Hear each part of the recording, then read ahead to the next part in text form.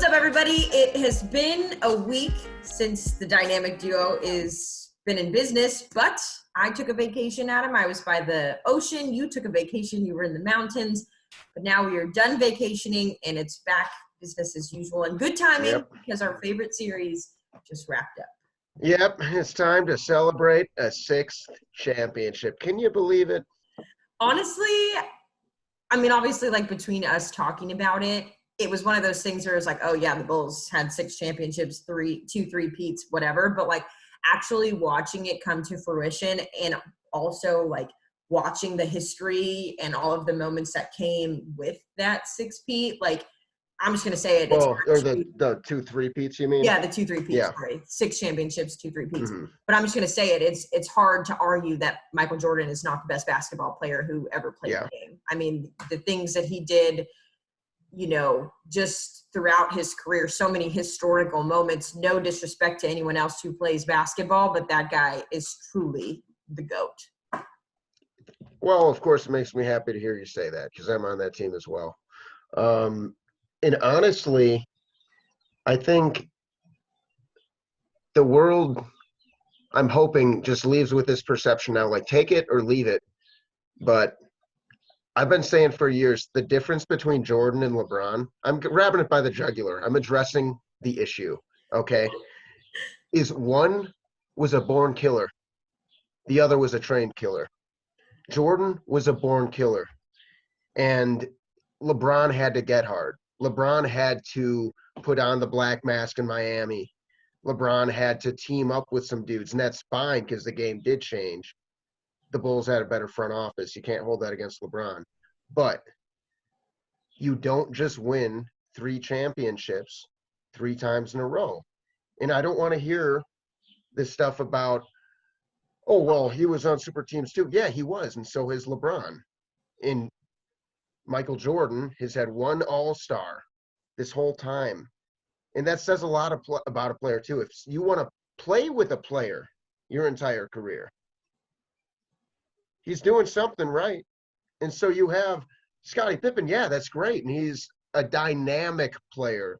Scottie Pippen, you put next to anyone, he's going to make them better because he can do everything, right? But you don't just 3-peat twice. You don't. You don't. You don't. And like, Bulls. yeah. And the reason I say, like, look at the whole picture here is because, like, yeah, he was a jerk.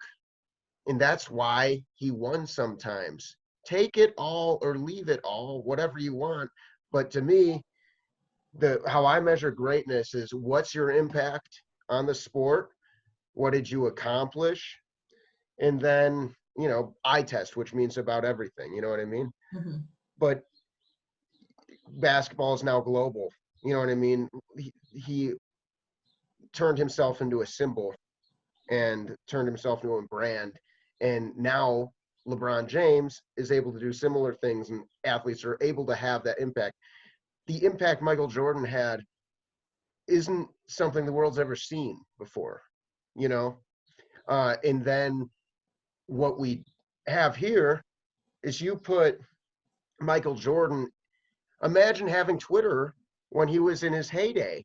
Mm-hmm. Every night the internet would break because he had another dunk, you know? And not just a dunk, like a dunk where he took off from the free throw line, whipped it between his legs, carried it in his elbow joint, and then put it into the hoop.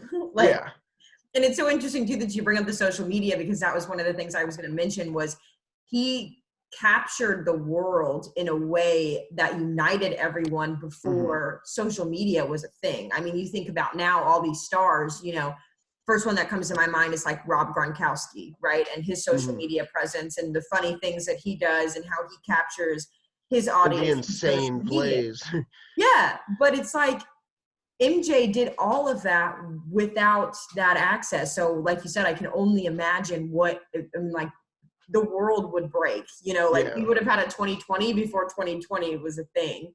And another thing that you bring up too that was super interesting was we've kind of talked about this the whole series about how he was a jerk. And, you know, I don't pride myself. I pride myself on being a college athlete, but it's like not all that I have. But one of the things that I characterized myself as like, as a college athlete, was a jerk. You know, I hated losing.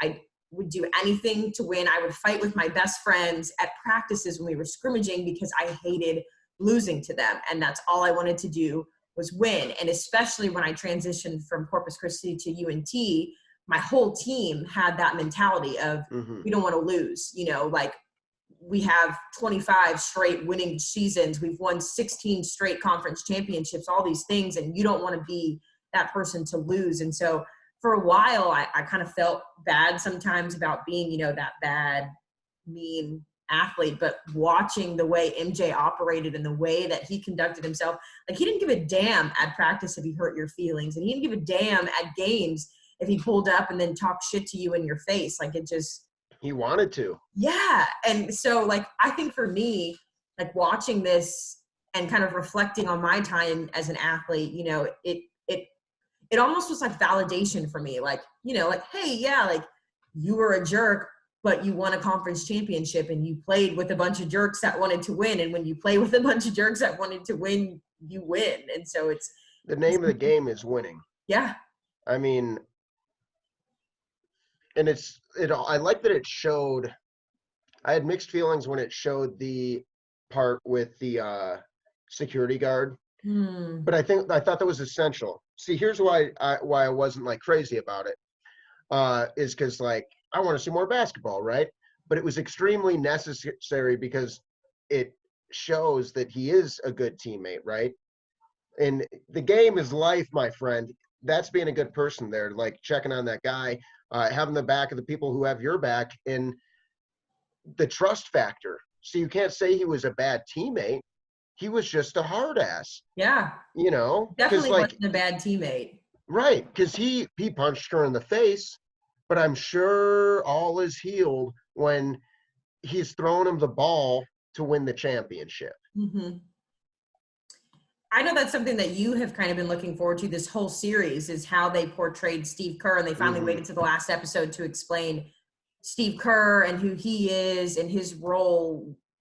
Was that something that you were pleased with the way they did it, or how'd you feel about that? I was thrilled. I mean, Steve Kerr is actually, when I was growing up watching these games, and I hardly remember them, you know, but like 5 and 6 years old, he was my favorite player. And it was just because I was also freckles and a buzz cut. And so my cousin said I looked like Steve Kerr. But then I started to follow him, and I rooted for him when he was with the Spurs. And then I loved him as an analyst. And then all of a sudden he's coaching the Warriors. And I'm like, wow, you just put this statistically the best three-point shooter of all time on a team with two really good shooters. This is going to be interesting. And I was like, you know what, I'm going to brag on myself. I had a good take, all right? First ever episode of Running with the Bulls, and it's lost. So you're going to have to live with the legend here. But it was the season preview. I said the Warriors are going to win the championship. And everyone's like, what the hell is this guy talking about? And they did. And they were pretty good. And I said Steve Kerr was going to be a Hall of Fame coach because he coached under Greg Popovich, Phil Jackson, I think it was Lute Olson at Arizona. I don't know. Lenny Wilkins, bunch of legends, right? But I also respect who this man is because following his career, I started to follow social media. And I'm not going to make this a politics thing, but I agree with a lot of the things Steve Kerr says. And I think he has an informed opinion.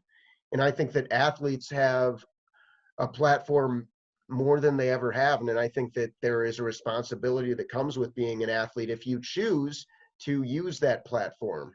If you create that power, you create the responsibility. And I think that Steve Kerr is a genius. I really do.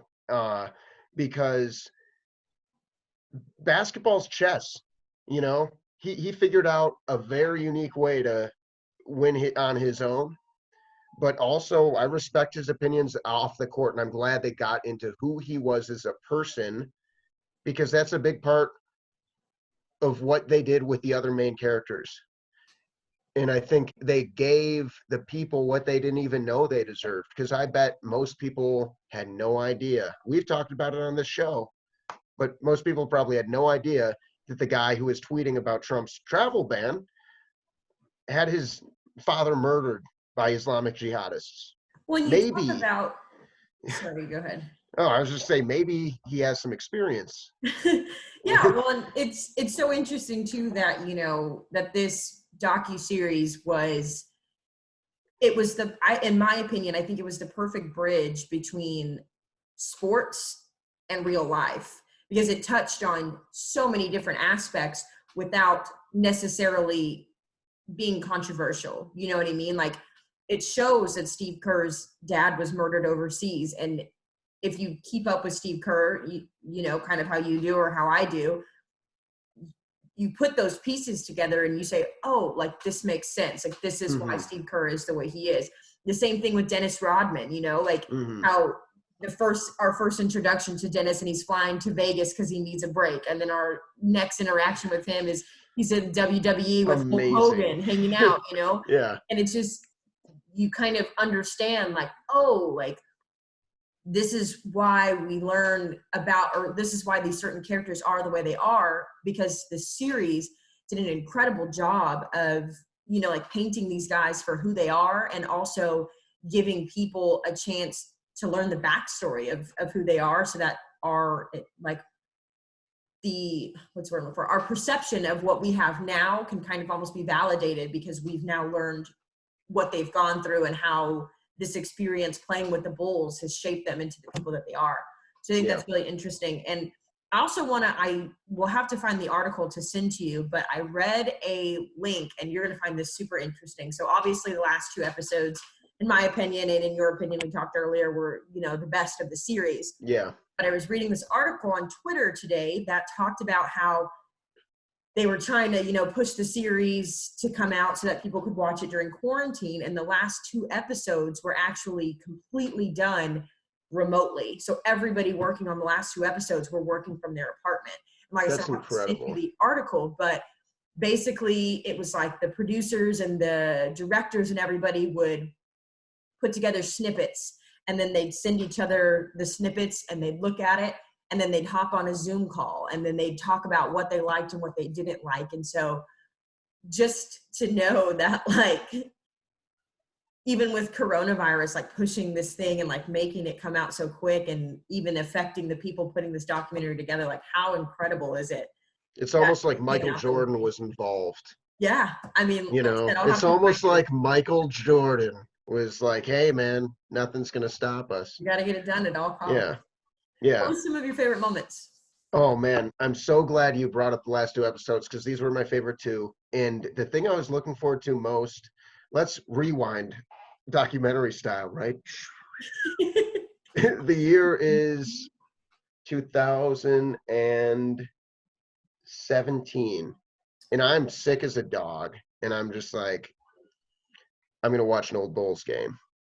And so I picked Game 7 of Bulls Pacers, because I remember that being like my favorite from when I would watch the VHS on the season. And so it's Game 7, and the Bulls backs against the ropes, and the Pacers just come out, start kicking their butt. And so Bulls come back and win, as we know. But I love that team. Like, my biggest gripe with 2K, in fact, is that they don't have that team. It's one of the most badass teams of all time, with Reggie Miller, who's like, I would compare him to, if you put like Damian Lillard and Klay Thompson to the same person, and then just like throw him out there, you got Reggie Miller. Like, all that swagger, but also like all of a sudden he's disappeared wide open and he's already hit a 3, you know? Yeah. And just like the swagger, the shoving, the fight with Jordan, and the toughness of that Pacers team was showcased so well. And I mean, I that just got me, like, from tip off. I'm like, oh my God, yes, this is what I've been waiting for the whole series. You know what I mean? Give me Bulls Pacers. And then the Steve Kerr stuff, the Phil Jackson stuff, the whole thing, we're getting to know Michael, you know, but my favorite characters to get to know were Steve Kerr, and then getting into how Phil Jackson coached. And then the part at the end about putting like the stuff in the coffee can. I knew you were going to say that. I Oh my actually thought God. that was going to be the first thing that you brought up, because when I was watching that, I was sort of like, God, this is such a shallow-foo thing to do. Like, literally, this is something that Adam would call me at 3 a.m. to do. Like, and so I'm surprised that it took you that long to like. And here's the coffee cake. I'll have to agree with you on a lot of that. I don't think I have necessarily a favorite part. I think for me, I still stand by what we talked about a couple of weeks ago. It was a little confusing to kind of follow sometimes, just because the shifts where 1 second we're in 1999 and it's the last, or 1998 and it's the last season, and then all of a sudden we go back to 93, and then we're fast forwarding to when Jordan was playing baseball and all that. So I think that it was a little bit difficult for me to follow, just because I wasn't as familiar with his career as maybe other people were. But at the same time, I appreciated the way that they did the series, because I think if you go in chronological order, you wouldn't have gotten to understand all of the layers that was the Chicago Bulls, right? Like, to understand why Michael Jordan was so intense when he was playing against the Jazz, you had to go back to that one game when that random rookie with the bullets, Ryan Russell. Yeah. You know what I mean? So I enjoyed how they kind of went back and forth to explain. It was still a little confusing, but I liked that. And I think ultimately my favorite part of the series was just finally getting to know this guy who almost was like a mythical character to me. Yeah. Because like I've said before, my really one and only introduction to MJ was Space Jam. Like, that's what I knew him as. Obviously, I knew he was a great basketball player. I knew that he was considered one of the best, but from my perspective, I just never really got to know who he was. So it's so neat just to see like this guy and how he developed and how he's influenced so many people and so many things just from being like a basketball player, and obviously he was more than just a basketball player. He was a father and a brother and all these other things, but like, it's amazing how sports can bring so many people together. You talk about people saying, I read this other article on Twitter the other day, and it was this guy it was like a freaking like a op-ed or whatever. And he was talking about how we haven't had sports for 2 months and it's honestly been beneficial for the country. And everyone's like, dude, what the heck's wrong with you? And MJ's story just validates how important sports are, not only to just like people who love sports, but just from a cultural perspective. They bring people together. And I think that was my favorite part, was just seeing how his legacy and his career still influences people to this day, and how sports have become so important to the world. Do you think, like, going into it, do you think you already thought he was the best player of all time? Or you were like, maybe he is, maybe he isn't? Yes, I did. I've always just latched to the idea that he was the best. I mean, like, I think for me, like, as a logical person, like, I think LeBron is a very close second, because there's a lot of things that LeBron does that Michael Jordan probably will never be able to do. And, vice versa. There's things that MJ did that LeBron would never be able to do. But again, like, just seeing some of the things that Jordan went through, like retirement. Well, Jordan was like, I think that's the skill set where you can lead a team, because remember when I talked about Scottie Pippen and said how like he makes any player around him better because of his skill set? I'd say the same thing about LeBron James. Mm-hmm. And so everyone compares LeBron James to Michael Jordan when they should be comparing LeBron James to Scottie Pippen. And that's not to say LeBron is a Robin, but LeBron is more in the mold of Larry Bird and Magic Johnson, and more so than both Scottie Pippen, because, well, like a lot of Magic, but that's a whole different conversation. But the point is, he's like a 6'8", 6'9" tank man. Mm-hmm. You know what I mean? Who continued to put on weight, continued to get stronger like Jordan, but was a facilitator. You know what I mean?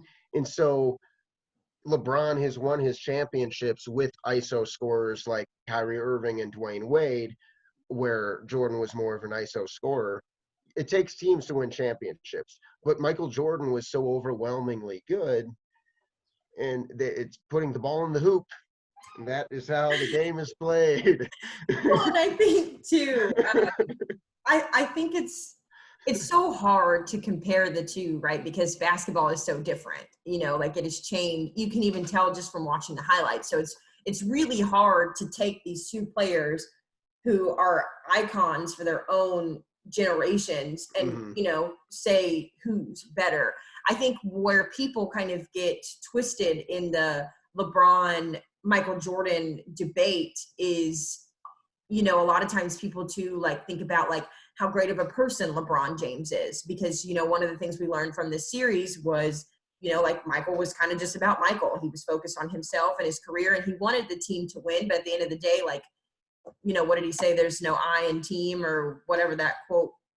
Yeah, but there's 9 win. Yes, that one. Yes. Yeah. Whereas, with LeBron, he does so many of these, like, not only is he an incredible basketball player, but he also does all these wonderful things around the world and around the country. And so I think sometimes too, our perception of who they are as people clouds our judgment when we're making that argument, because, you want to root for LeBron, right? He opened a school for underprivileged kids. The other day, he rallied some of the biggest celebrities in the world to do a freaking Facebook Live for all of the graduating class of 2020. I mean, he does these incredible things. And so I think also, again, with social media playing a factor, it's hard to compare the two, because it's just such different times, such different games, and really all different, just different. I agree. And here's the irony I see in it, right? There's things LeBron does on the court that, like, is a basketball fan without bias towards Michael Jordan, who, yeah, I like better than LeBron James. You don't see LeBron back there. Anyway. I love the fact when you did that, your chair, like. There's Phil Jackson, too, who, by the way, 11 of 13 championships. Yeah. I was just thinking about how insane that is for him. Yeah. Like, well, that was ending. But Michael Jordan is a sports fan. I prefer the dude who's like a little crazy. Yeah. I like the person who's going to do everything. And I'm sorry, but Michael Jordan in 44 minutes had 38 points, like when he could barely move, and LeBron James got carried off the floor when he had leg cramps in the finals. Sorry, those are two real stories. Yeah. Like Michael Jordan willed himself to win those championships. My favorite thing too, I forgot to mention this earlier. One of the things I adopted, because I work on Sundays, I had to start watching the show on Mondays, right? So one of the things that I adopted a couple weeks ago was I loved getting on Twitter while people were watching, and without any context to what's going on, just looking at the things that were like trending on Twitter about this series. So like, for example, this week, the big things were the Five Guys delivering the pizza. And oh, that was insane, dude. They poisoned him.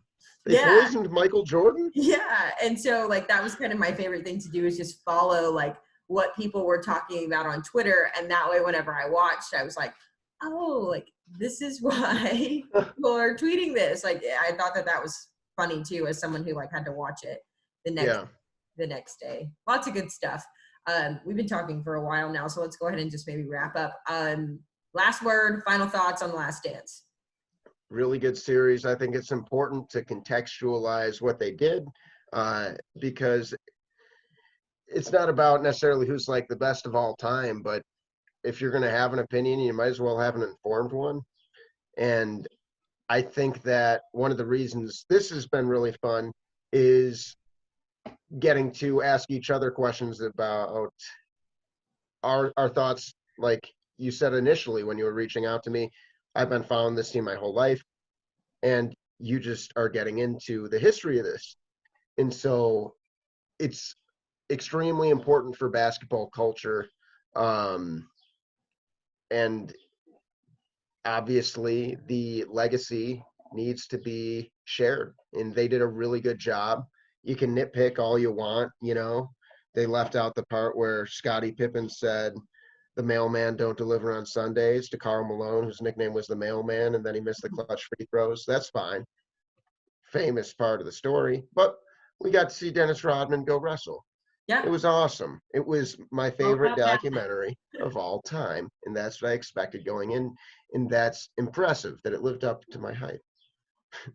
I will agree. I think that I didn't really know what to expect. I think that the, when the initial ad for it came out, or whenever it was, like back in December or whenever, I think obviously it like caught the attention of everyone because it was just so, just like random. It was like, la, la, la, la, la, boom, MJ documentary coming your way. And the fact that they were able to accelerate it. I mean, it wasn't supposed to be coming out until 3 weeks from now. And the fact that they were able to accelerate it amidst a pandemic and it still came out incredible, I think that was really cool. And for me, like I said before, just kind of getting to know all of these characters that you've talked so fondly about, and that really, the whole world kind of talks so fondly about it. I feel like a much more informed citizen, and I feel love like that. I have done my civic duty by learning more about this guy who we literally call the GOAT. I guess the last thing bring everybody together. It's just so cool that everyone's like rallying around this. Yeah, and that's kind of like the sad thing about this all being over is like I'm curious what comes next, and if this series leads to other series, like there's rumors that there's a Kobe Bryant documentary on the horizon. Obviously LeBron James seeing this, he's got to have a documentary cooking up for 10 years from now when his career is over. And I think about other sports too. Like I saw something on Twitter the other day where it's like, if you could have a docuseries of any other athlete, who it would it be? And my first thing was Cristiano Ronaldo. And that guy's incredible. And I would love to learn like how he went from this poor Portuguese boy to this multi-million-dollar icon for soccer. So that is my last word. I hope that this documentary inspires other documentaries and long documentaries down the road, because you can never have too much sports. Amen to that, buddy. All right. Well, that'll do it for our last word series. We're obviously going to keep doing this on different topics. So I'll see you when the sun shines next.